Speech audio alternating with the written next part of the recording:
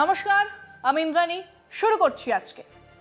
Brigade শুনেছে হে শ্যামালো ধান হে, কাস্তেটা দাও শান হে। ব্রিগেড দেখেছে বামফ্রন্ট সরকারকে চোখের মনির মতো রক্ষা করার স্লোগান নিয়ে আসা বিস্তর মানুষ। ব্রিগেড দেখেছে বোফোর্সের কমিশন খাবার দায় রাজীব গান্ধীর কুশপুত্তলিকা পুড়তে, বা এই বাংলায় কংগ্রেসি গুন্ডাদের মোলোটভ ককটেলে পুড়ে যাওয়া শহীদদের ছবি নিয়ে মিছিল ঢুকতে। এই ব্রিগেড শুনেছে মাথা ভেঙে দেব বক্তৃতা।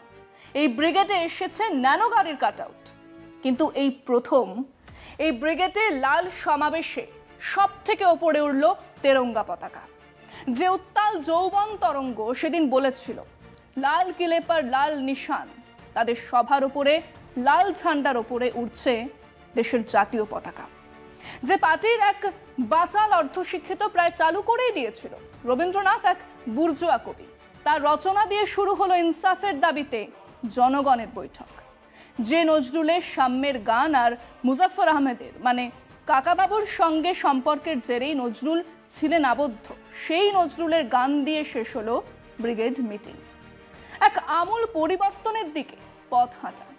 খালি তাই নয়, গতকালের ব্রিগেড সব অর্থেই ছিল এক অন্য ব্রিগেড। কবে শেষ ব্রিগেড দেখেছে কমরেড বিমান বসুকে মঞ্চের নিচে? ৭৭ থেকে ব্রিগেডে শক্তি প্রদর্শন বামেদের, বিশেষ করে সিপিএম। সেই থেকে আজ অবধি এই প্রথম কমরেড বিমান বসু মঞ্চে নেই। পুরনো থেকে নতুন বহু ছক ভেঙে বহু নতুন ছবি এলো আমাদের সামনে এই ব্রিগেড মিটিংয়ে। সেটাই আমাদের বিষয় আজকে। ছক ভাঙা ব্রিগেড পাল্টাচ্ছে দল। ১৭ বছর পর বাম যুব সংগঠন ডিওয়াইএফআই এর ডাকে রবিবার হয়ে গেল ব্রিগেড প্যারেড ময়দানে জনসভা। অর্থাৎ শেষবার যখন সিপিএম এর যুব শাখা এমন জমায়েত করেছিল তখন বামফ্রন্ট জমানা। ক্ষমতা হারানোর পরে ২০২১ সালে বিধানসভা ভোটের আগে পার্টিগতভাবে সিপিএম ব্রিগেডে জনসমাবেশ করেছিল, কিন্তু প্রশাসনিক মদত ছাড়াই প্রথম বাম যুব সংগঠন সভা করল ব্রিগেড ময়দানে। নামে শুধু নয়, উদ্যোগেও আগাগোড়া সিপিএম এর শুধুমাত্র তরুণ প্রজন্ম এই কর্মসূচির আয়োজন করেছিল। এমন মেগা জমায়েত তার প্রচারে প্রায় ২ মাস যাবৎ রাজ্যের জেলায় জেলায় ইনসাফ যাত্রা নামে পদযাত্রার মতো কর্মসূচিও যথেষ্ট ব্যয়বহুল। রাজ্য বিধানসভায় শূন্য হয়ে যাওয়া বাম যুবরা রীতিমতো কৌটো ঝাঁকিয়ে সাবেকি পদ্ধতিতে সংগ্রহ করেছে অর্থ। এই নিবিড় জনসংযোগের ফলও মিলেছে। ব্রিগেডের উপস্থিতিতে যুব সমাজের আধিক্য আর সামগ্রিকভাবে জনসমাবেশের বহর ছিল চোখে পড়ার মতো। ২০২১ সালে সিপিএম এর ব্রিগেডের ভিড়েও নজর কেড়েছিল, কিন্তু ভোটের বাজারে তা বিন্দুমাত্র ছাপ ফেলতে পারেনি, যার পরিণতিতে বিধানসভায় স্বাধীনতার পর প্রথমবার বামেরা প্রতিনিধিত্বহীন। বাংলা থেকে লোকসভাতেও বামেরা শূন্য। প্রায় ৩.৫ দশক ক্ষমতায় থাকার ফলে তৈরি হওয়া কর্মী সংগঠক ও সমর্থক বাহিনীর একাংশ এসেই ব্রিগেড ভরিয়ে দিয়েছিলেন। রাজ্যের বৃহত্তর জনতার মধ্যে এই বিশাল জনসভার কোনো প্রভাব ফেলতে পারেনি। এবার ফের লোকসভা ভোটের প্রাক্কালে বাম যুবদের ব্রিগেড উপচানো সভাও সেই পুরনো প্রশ্নটাকেই প্রাসঙ্গিক করে তুলে ধরছে। ভোটের ফলাফলে ব্রিগেডের সাফল্য কি আদৌ দাগ বসাতে পারবে? এখন সেটাই রাজনৈতিক পর্যবেক্ষক মহলের প্রধান চর্চার প্রতিপাদ্য। কমিউনিস্ট পার্টিতে বদল আসে, নীতি থেকে কাঠামো এক ঝটকায় পাল্টে যায়। কবছরের মধ্যে পাল্টে গেল সোভিয়েত রাশিয়াতে, এক ঝটকায় চীনের অর্থনীতি। এসব আমরা দেখেছি। আবার খুব ধীরে ধীরে একটা দল বদলায়, সেটাও দেখেছি। ৭৭ সিপিএম ২০১১ সিপিএম তো এক ছিল না, কিন্তু বহুদিন ধরে ব্রিগেডের মিটিংয়ে যা যা দেখতে আমরা অভ্যস্ত ছিলাম তা এক ঝটকাতে ভেঙে গেল। প্রচুর মানুষ আসেন বামেদের ডাকা ব্রিগেডে। এবারে কিশোর কিশোরী তরুণ তরুণীদের সংখ্যা চোখে পড়ার মতো। মাঠ জুড়ে এক যৌবনের আবাহন।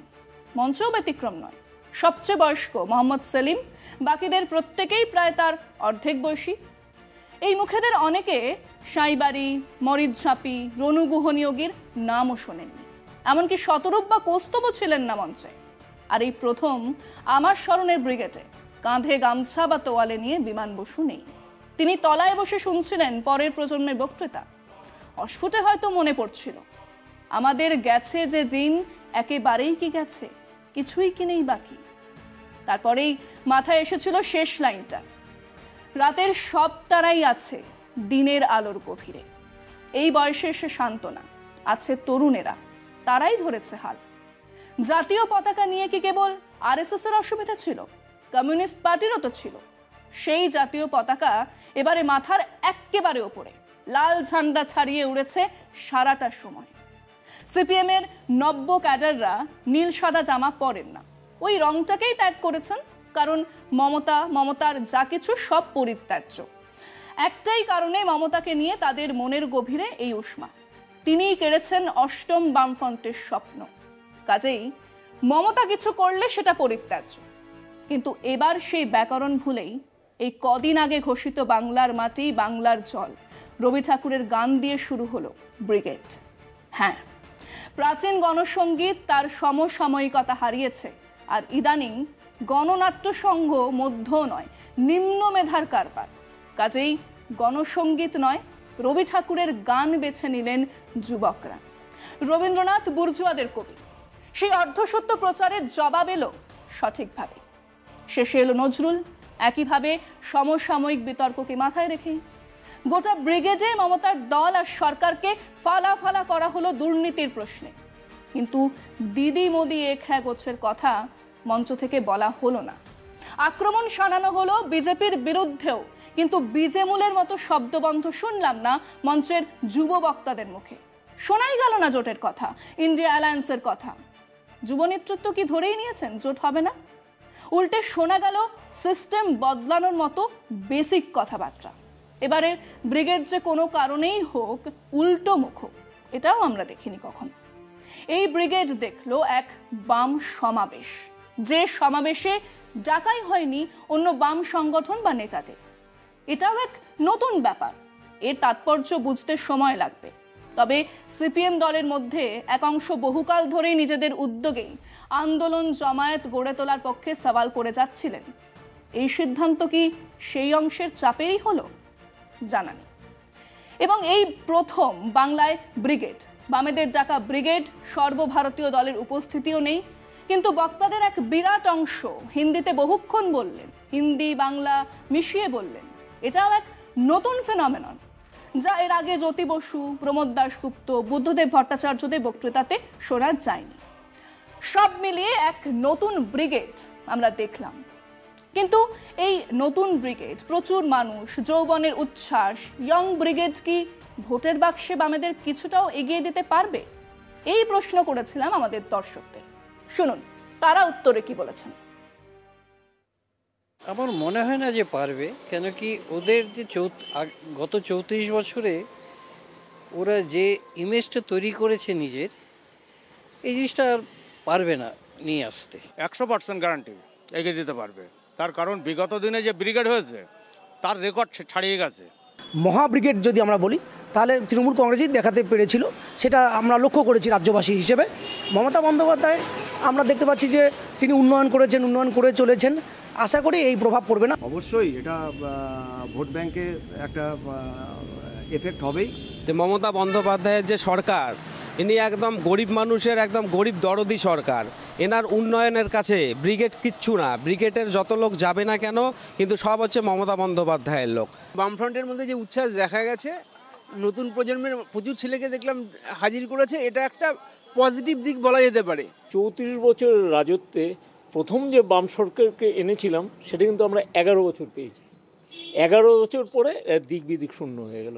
যারা গত 35 বছর ধরে অপশাসন চালিয়েছেন, নন্দীগ্রাম, সিঙ্গুর, নিতাইয়ের মতো জায়গায় যে হত্যালীলা চালিয়েছে, তাদের মুখে ইনসাফ যাত্রার কথা মানায় না। এখন হচ্ছে তৃণমূলের জোয়ার চলছে, তৃণমূলেই আসবে। কিছুটা হলেও তো অক্সিজেন এলো। না, এসব উচ্ছ্বাস বলতে কিছু নেই। এটা সম্পূর্ণই বিজেপি আর বামফ্রন্টের একটা আতায়াত। বামফ্রন্টরা তো এতদিন কোথাও ছিল না, ওদের পার্সেন্টেজটা একটু লক্ষ্য করেন। ভোট যদি হয় বাম এগিয়ে থাকবে। দেশের যে পরিস্থিতি, আমাদের প্রয়োজন কিন্তু বামেদের। ব্রিগেড শেষ, পড়ে থাকা কাগজ ঠোঙাও পরিষ্কার করেছেন ওই যুবকরা। যৌবন ছিল, উচ্ছ্বাস ছিল, স্লোগান ছিল, মঞ্চ থেকে বক্তাদের গা গরম করা বক্তৃতাও ছিল। প্রচুর মানুষ এসেছিলেন, তাই এক নতুনভাবে ঘুরে দাঁড়ানোর কথাও ছিল। অনেক দিন পরে বামেদের এই জমায়েত ঘিরে মিডিয়ার কভারেজও ছিল। কিন্তু লাখ কথার এক কথাটা হলো, এই জমায়েত কি বামেদের ভোটের বাক্সে খানিক হলেও এগিয়ে দেবে? সংগঠন কি খানিক নড়ে চড়ে বসেছে? ভোট কি ফিরবে? এর আগে এর থেকেও বেশি ভিড়ের পরেও ভোটের বাক্সে কিন্তু খরা কাটেনি। কাজেই আপাতত নজর সবার সেই দিকেই, ভিড় কবে, ভোট হবে।